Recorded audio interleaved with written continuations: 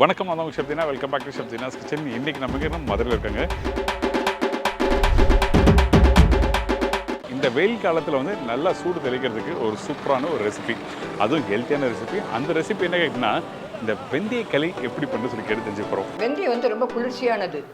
குளிர்ச்சின்னா நம்ம வெயிலுக்கோட உடலில் வந்து உஷ்ணம் அதிகமாகி பல இது ஒன்று வயிறு வலி வரும், என்னென்னமோ பல வியாதிகள் நமக்கு வரக்கூடிய நேரம் தான் அந்த வெயில். இந்த உஷ்ணத்துக்கு இந்த குளிர்ச்சியானதை நம்ம சேர்க்கையில் அப்போ அது அந்த உஷ்ணம் வந்து நமக்கு இல்லாமல் எந்த நோயும் நமக்கு தாக்காது உடம்புல. ஓகே.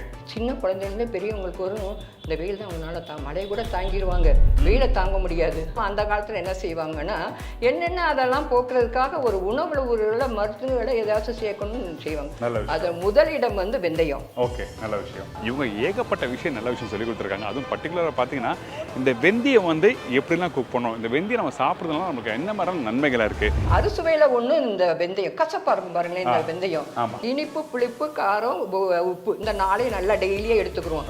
ஆனால் இந்த கசப்பையும் உவர்ப்பை மட்டும் நம்ம எடுக்க மாட்டோம். அதுதான் மருத்துவ குணம் இருக்கிறதே. நம்ம உடம்புல எல்லா வியாதியும் வராமல் தடுக்கக்கூடிய ஒன்று.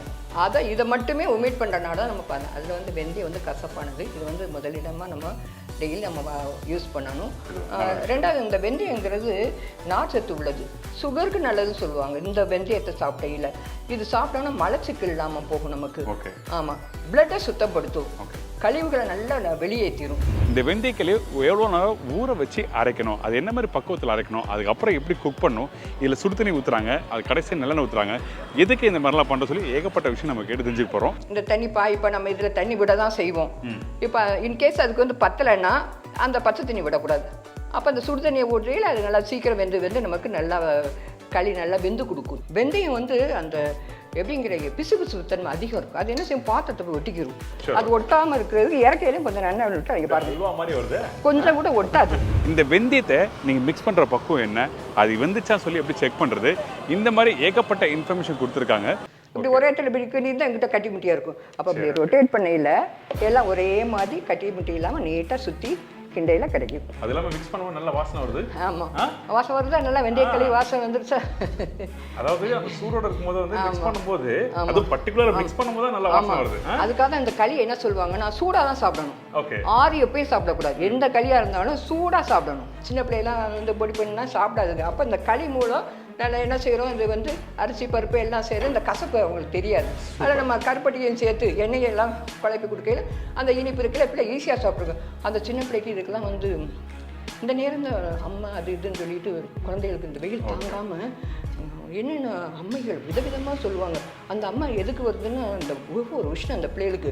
அப்போ நம்ம என்ன செய்கிறோம், இதெல்லாம் வந்து பண்ணி கொடுத்து நம்ம சாப்பிடையில அதுகளுக்கு ஒரு வாய் கொடுப்போம். அப்போ அதை சாப்பிட வாத்துக்குலாம் கட்டாயம் செஞ்சு நம்மளும் சாப்பிட நம்ம பிள்ளைகளுக்கும் கொடுக்கணும். இந்த ரெசிபி சொல்லி தர போகிறோம் யாருக்கிட்ட, திருமதி ஆண்டாள் பாண்டரங்கன். என் பேர் வந்து ஆண்டாள் பாண்டரங்கன்ப்பா. ஓகே. நாங்கள் மதுரையில் பிறந்து வளர்ந்தது எல்லாமே மதுரை தான். நான் வேலை பார்த்து வந்து கார்பரேஷன் ஸ்கூலில் வேலை பார்த்தேன். ஆசிரியர் இருந்தீங்களே? ஆமாம், ஆசிரியர் தான் ரிட்டையர்ட் ஆகிட்டேன். நான் 2015 ரிட்டையர்ட் ஆகிட்டேன். ஏகப்பட்ட பிள்ளைங்க உங்கள் வீட்டை படிச்சிருக்காங்க. ஆமாம் ஆமாம். வயசு என்ன உங்களுக்கு? எனக்கு இப்போ 68 ஆச்சுப்பா.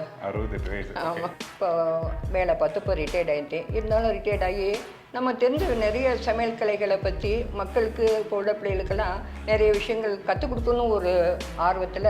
அதுக்கு நீங்கள் எனக்கு கிடைச்சிங்க அந்த வீடியோவில் போட்டதுக்காக. ஆமாம், உங்கள் மூலமாக பண்ணலாம் நமக்கு தெரிஞ்சது அப்படிங்கிறதுனால தான் உங்களை நம்ம சந்திச்சு எனக்கு தெரிஞ்ச விஷயங்கள் இப்போ தான் முதல்ல ஆரம்பிச்சிருக்கோம். அதில் வந்து வெந்தய களி. இந்த வெந்தய களிக்கு தேவையானது வந்து புழுங்கல் அரிசி. புழுங்கல் அரிசி வந்து 400 கிராம் எடுத்திருக்கேன்ப்பா. உளுந்து வந்து ஒரு 100 கிராம் எடுத்திருக்கேன். வெந்தயம் வந்து 50 கிராம் எடுத்திருக்கேன். இது 3 தான் மெயினானது. ஆனால் வந்து எல்லா மாவெல்லாம் ஆட்டின பிறகு நம்ம தேவையான கொஞ்சம் உப்பு அதில் ஆட் பண்ணணும். அது ஃபைனலாக அதை போட்டுக்கணும். அரைச்சி முடித்து எடுக்க போயில கொஞ்சம் உப்பு அதுக்கு போடணும். கருப்பட்டி வந்து தேவையானது, ஆயிலும் கருப்பட்டியும் நமக்கு எவ்வளோ தேவை வேணுமோ எடுத்துக்கலாம். இப்போ ஃபஸ்ட்டு வந்து நம்ம என்ன பண்ண போகிறோம், ஃபஸ்ட்டு இந்த வெந்தயத்தையும் உளுந்தையும் நல்லா அரைக்கணும். நல்லா தண்ணி விட்டு நம்ம இட்லிக்கு எப்படி அரைக்கிறோமோ உளுந்து, அதே போல் நல்லா பொங்க நல்லா அரைச்சி எடுத்து வச்சுக்கணும். ஓகே. இந்த வெந்தயத்தை இந்த வெந்தயம் உளுந்து ரெண்டையும் சேர்த்து அரைக்கலாம். அடுத்து வந்து நம்ம அரிசி அரைக்கணும். அதை எடுத்த பிறகு இந்த உளுந்தையும் வெந்தயத்தையும் அரைச்சி எடுத்த பிறகு இந்த அரிசியை போட்டு நல்லா நைஸாக அரைச்சி அதையும் எடுத்து ரெண்டையும் ஒன்றா போட்டு கலந்து வச்சுக்கணும். சரி, ஓகே. இந்த வெந்தயம், இந்த உளுத்தம்பருப்பு, அரிசி எவ்வளோ நேரம் போடுது? இந்த வெந்தயம் வந்து ஹார்டாக இருக்கும். அப்போ இது வந்து நைட்டே போட்டணும். நைட்டு போட்டால் தான் காலையில் நம்ம வந்து அரைக்கிறதுக்கு நல்லா வந்து இது நார் சத்து உள்ளது, நைஸாக இருக்க முடியும், நார் சத்து உள்ளதுனால நல்லா ஹார்டாக இருக்கும், ரொம்ப டைம் எடுத்துக்கும். அதை நைட்டு ஊற போட்டணும். அதே மாதிரி உளுந்து பருப்பு போட்டு உளுந்து வந்து காலையில் தான் போடணும். அதுக்கு வந்து ஒரு 3 hours போதும். உளுந்துக்கும் அரிசிக்கு 3 மணி நேரம் போதும். நம்ம காலையில் மார்னிங் தான் போட்டுக்கிறோம். இதுக்கு தான் டைம் நிறைய வேணும் இந்த வெந்தயத்துக்கு. இந்த வெந்தயக்களி பண்ணும்போது பர்டிகுலராக வந்து இந்த வெயில் காலத்தில் மட்டும் சாப்பிட்டாங்களுக்கா இல்லை எப்பவுமே சாப்பிடலாம், மழை காலத்தில் சாப்பிட்றது, வெயில் காலத்தில் சாப்பிடணும் அப்படி எதுனா இருக்கா? அப்படின்னா எந்த கண்டிஷனுமே கிடையாது. வெயில் காலத்தில் மட்டும்தான் சாப்பிடணுங்கிறதே கிடையாது. நல்லா டெய்லி வாரத்துக்கு ஒரு முறை வந்து வெந்தயத்தை நம்மளை சாப்பிடலாம், களியாக செஞ்சு சாப்பிடலாம். நமக்கு வந்து பொடியாக்கி நம்ம டெய்லி சாப்பிடையில ஒன்று சுகருக்கு நல்லது. சுகர்னால் பாதிச்சவங்க இந்த வெந்தயத்தை சாப்பிடலாம். மூட்டு வலி உள்ளவங்க இந்த வெந்தயத்தை சாப்பிடலாம். டெய்லி காலையில் எழுந்திரிச்சோடனே நல்லா வறுத்து பொடி பண்ணி ஒரு டப்பாவில் அள்ளி வச்சுக்கிறணும். காலையில் எழுந்திரிச்சோடனே வெறும் வயிற்றில் எதுவுமே சாப்பிட, காஃபி டீ எதுவுமே எடுக்காமல் கொஞ்சம் ஒரு 10 கிராம் 5 கிராம், நம்ம சின்ன குழந்தைங்கன்னா 5 கிராம், கொஞ்சம் பெரியவங்கன்னா 10 கிராம் எடுத்துக்கலாம். எடுத்து நல்லா தண்ணியில் போட்டு கலக்கி காலை எந்திரிச்சு பல் தேய்ச்ச உடனே இதை குடிச்சிடணும். 1 ஹவருக்கு எதுவுமே சாப்பிடக்கூடாது, காஃபி டீ எதுக்கும் போகக்கூடாது. அப்படியே சாப்பிட்டு வந்தீங்கன்னா உங்கள் ஸ்டொமக்கும் உங்கள் ஹார்ட்டு உடம்பு பூரா அப்படியே ஃப்ரீயாக ரிலாக்ஸாக இருக்கும். இந்த வெந்தயக்கிளையில் எப்படிலாம் சாப்பிட்டா நம்ம உடம்புக்கு நல்லது சொல்லி தெளிவாக சொல்கிறாங்க. நீங்கள் ட்ரை பண்ணி பாருங்க. இப்போ வந்து நம்ம அரைக்க ஆரம்பிச்சலாமா? ஓகே, அரைக்கலாம். இப்போ அரைக்கும் போது உளுத்தம் பருப்பும் வெந்தயத்தும் ஃபர்ஸ்ட் அரைக்கணும். 2 ஆட் பண்ணி 2மே சேர்த்து அரைக்கலாம். வெந்தயத்தையும் அரிசி 2வது தான் போடணும். என்ன காரணம்? முதல்ல இந்த வெந்தயத்தை உளுந்தை ஒன்றா போட்டு நல்லா அரைச்சிட்டா நல்லா வெண்ணெய் மாதிரி திரண்டு வரும். அப்போ அதை பார்க்க நமக்கு நல்லா சாப்பிடணும் போல இருக்கும். அதை அரைச்சி 2வது அரிசிக்கு போகணும். அரிசியை போட்டு நல்லா மையா அரைச்சி எடுத்து வச்சு இந்த வெந்தயத்தையும் உளுந்தையும் 2ஆ மிக்ஸ் பண்ணி கிரைண்டரில் போட்டு நல்லா பொங்க நல்லா ஆட்டி எடுத்து வச்சுருக்கேன்ப்பா. இது உளுந்தும் வெந்தயமும் சேர்ந்து நல்லா அதான் பொங்கி வெண்ணெய் மாதிரி நல்லா பொங்கி வரணும். அந்த அளவுக்கு இதை வந்து கிரைண்ட் பண்ணி எடுத்து வச்சுருக்கோம். சரிங்களா?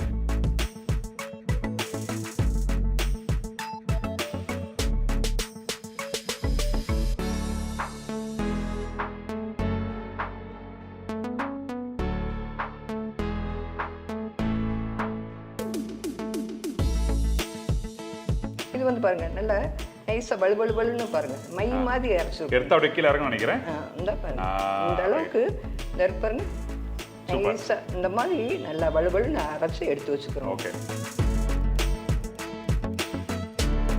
இப்போ வந்து நம்ம எல்லாம் ரெடி பண்ணி வச்சிட்டோம். தண்ணி ரெடியா இருக்கு, பாத்திரம் ரெடியா இருக்கு. சமைக்க ஆரம்பிச்சலாமா? சமைக்க ஆரம்பிக்கலாம். அதுக்கு முதல்ல என்ன செய்யணும், இந்த நல்லெண்ணெய் இருக்கு இல்லையா, நல்லெண்ணெய் இந்த பாத்திரத்தில் விட்டு நல்லா கொஞ்சம் அடி வரைக்கும் நல்லா ஊற்றி விட்டுட்டோம்னா உளுந்து இதெல்லாம் போட்டு கிண்டியில் அடி பிடிக்காம நமக்கு கிடைக்கும். Okay okay okay. இங்க பித்தளை பாத்திரம் சமைக்கணும்னு சொன்னீங்க, என்ன காரணம்? அது உடல் ஆரோக்கியத்துக்கு இது பெஸ்ட். நான் தாராளமாக ஊத்துறீங்களே. இது நல்லெண்ணெய்ங்க எவ்வளவு உடலுக்கு நல்லதுங்கிறீங்க.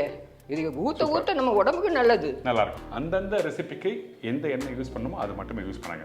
இப்போ நம்ம ஆட்டி ரெடி பண்ணி வச்சிருக்கேன் அந்த உளுத்தம் பருப்பு அதை வந்து உள்ள சேர்க்கிறோம், இதோட சேர்த்துறோம்.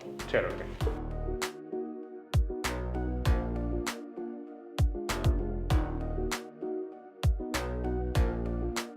அடுத்தது அரைச்சி வச்சிருக்க புழுங்கல் அரிசி மாவு இது. சரிங்களா? ஆனால் எந்த அளவுக்கு ஒரு முக்கியம் பார்த்தீங்கன்னா அந்த அரைக்கிறது அந்த அளவுக்கு தெளிவாக இருந்தால் நல்லா பண்ண முடியும். ஆமாப்பா ஆமாம்.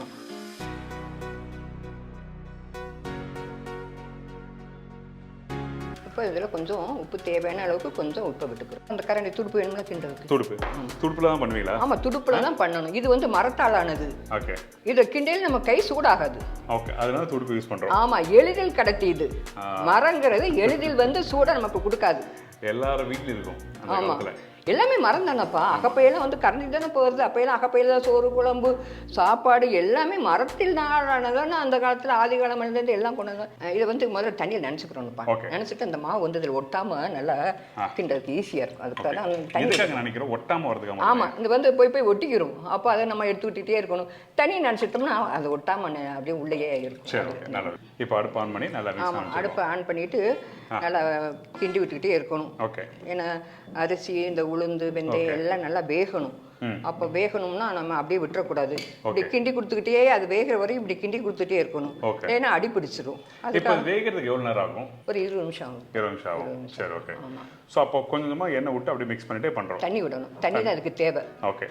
தண்ணியை விட்டு கொஞ்சம் கெட்டியாகும்.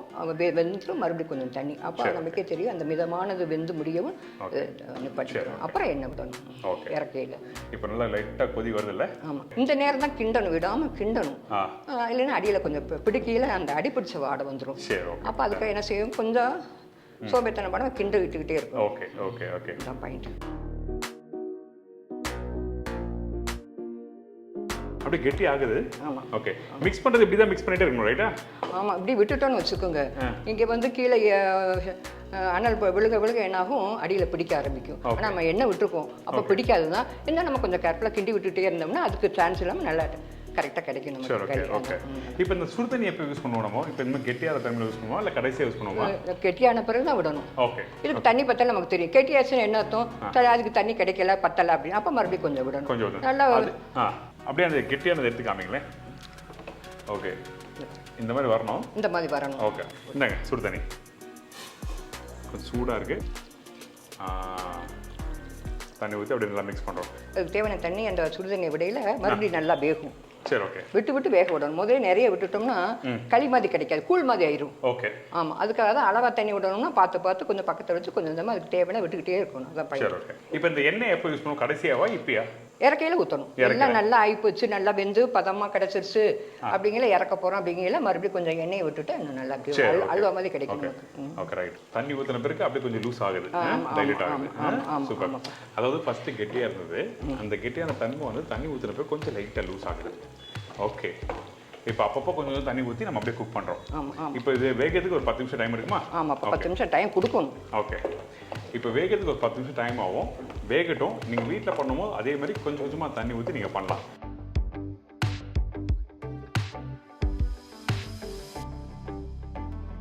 இப்போ ஆல்மோஸ்ட் ரெடி ஆயிடுச்சு. அதாவது நாங்கள் மிக்ஸ் பண்ண ஒரு 4 வாட்டி தண்ணி ஊற்றிருப்போமா சுடு தண்ணி? ஆமாம் ஆமாம். ஓகே, ஆமாம். கொஞ்சம் கொஞ்சமாக ஊற்றி நல்லா மிக்ஸ் பண்ணியிருக்கோம். கெட்டியான தன்மை வந்துச்சு. இது நீங்கள் மிக்ஸ் பண்ணும்போது வந்து எப்படி மிக்ஸ் பண்ண ஒரு சொல்லுங்களேன். அப்போ அப்படி ரொட்டேட் பண்ணையில் எல்லாம் ஒரே மாதிரி கட்டி முட்டி இல்லாமல் நீட்டாக சுற்றி கிண்டையில் கிடைக்கும். அது இல்லாமல் மிக்ஸ் பண்ணும்போது நல்லா வாசனை வருது. ஆமாம், வாசனை வருதா? நல்லா வெந்தய களி வாசனை வந்துருச்சா? அதாவது அந்த சூடோட இருக்கும்போது வந்து மிக்ஸ் பண்ணும்போது, அது பர்டிகுலரா மிக்ஸ் பண்ணும்போது நல்லா வாசனை வருது. அதுக்காக இந்த களி என்ன சொல்லுவாங்கன்னா சூடாக தான் சாப்பிடணும். ஓகே. ஆறி எப்பயும் சாப்பிடக்கூடாது. எந்த களியாக இருந்தாலும் சூடாக சாப்பிடணும். இப்போ இதை வந்து உடனே சாப்பிடணும். ஓகே. லேட் பண்ணி நாளைக்கு மத்தியானம் ஒரு 2 மணி நேரம் அப்படி செய்வோம். சமைச்ச உடனே சாப்பிடணும். ஓகே. இந்த வெந்தய களி பெரும்பாலும் நம்ம பண்ணி முடிச்ச பிறகு நார்மலாக வந்து குழம்பு தொட்டு சாப்பிடுவாங்களா இல்லை வெல்லம் அந்த மாதிரி என்ன இருக்கா? வெல்லம் இல்லை, கருப்பட்டி எண்ணெய் விட்டு தான் சாப்பிடணும். ஏன்னா வெந்தயங்கிறது கசப்பு தன்மை உள்ளது. இப்போ நம்ம கசப்பு சாப்பிட்டா என்ன செய்வோம், கொஞ்சம் ஜீனியோ வெள்ளத்தையோ வயல போடுவோம். அது மாதிரி இதுக்கு மேட்ச் வந்து கருப்பட்டி வெல்லம் தான்.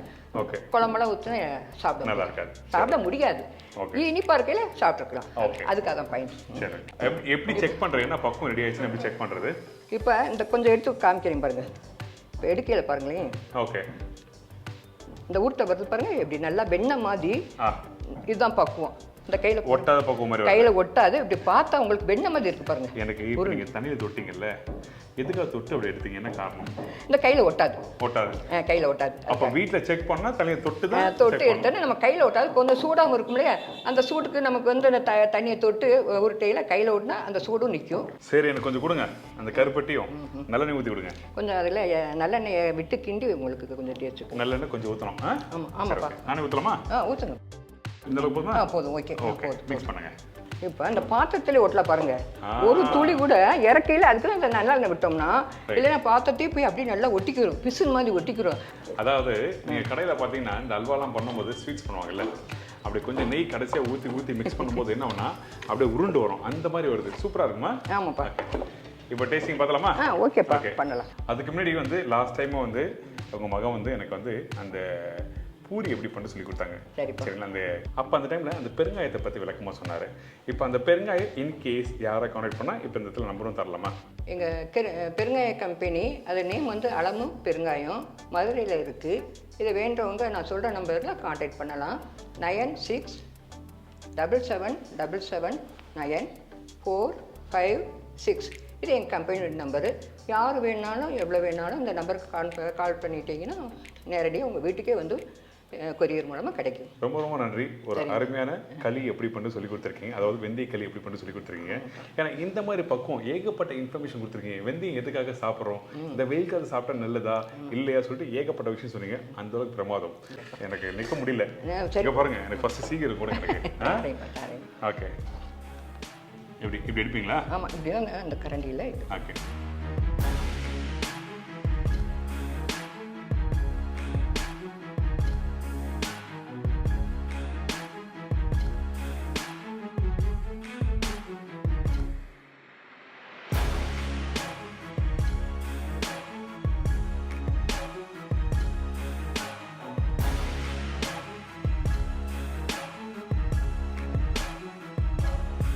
நாங்கள் சாப்பிட்டு பாருங்கள் எப்படி இருக்குன்னு.